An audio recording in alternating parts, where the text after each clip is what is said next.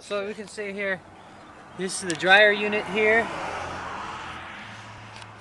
the compressor, condenser in there. There's no belt on the pump.